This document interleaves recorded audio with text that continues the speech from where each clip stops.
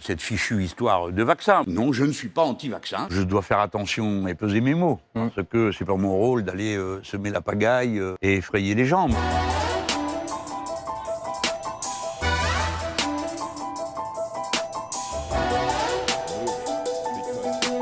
Ce vaccin qui dépend une telle chaîne du froid, eh ben, il m'inquiète. Mais les vaccins dont on parle, là, Pfizer, Moderna, ils ont été créés par des chercheurs, des scientifiques qualifiés, ils ont été testés, puis autorisés par plusieurs agences sanitaires, la française, l'européenne.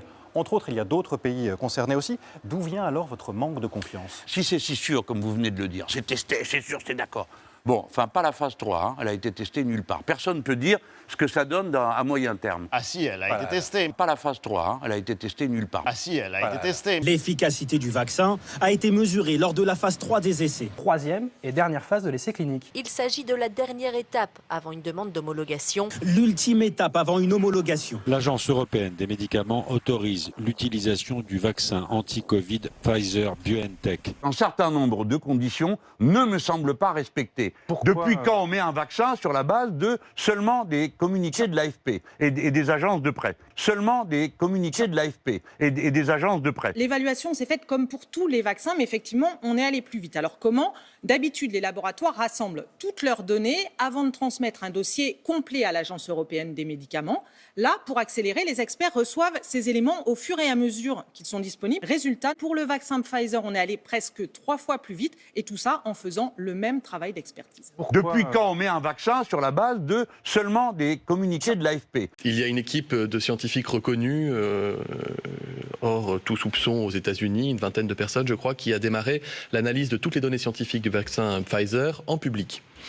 Il y a également une publication aujourd'hui dans la revue New England Journal of Medicine qui est extrêmement favorable sur le vaccin Pfizer, tant en termes d'efficacité que de sûreté. Le président du groupe Insoumis à l'Assemblée nationale écrit ceci: Macron décide d'un partenariat officiel avec Doctolib pour gérer les centres de vaccination. Alors bon, le député du Bouches-du-Rhône s'énerve, s'égosille, mais s'égarde, puisque le ministère de la Santé nous a précisé que ceux en charge de la gestion des centres, eh bien, ce ne sont pas du tout Doctolib, mais les préfets associés aux agences régionales de santé et des acteurs locaux. Doctolib et les deux autres, en fait, plateformes coordonnent les rendez-vous seulement. L'autre critique adressée par la France Insoumise, c'est qu'elle vous accuse de collecter un certain nombre de données sur les candidats à la vaccination. Dans l'expression de besoin qui nous est parvenue de la part du gouvernement, il y avait justement une clause très importante sur la confidentialité des données.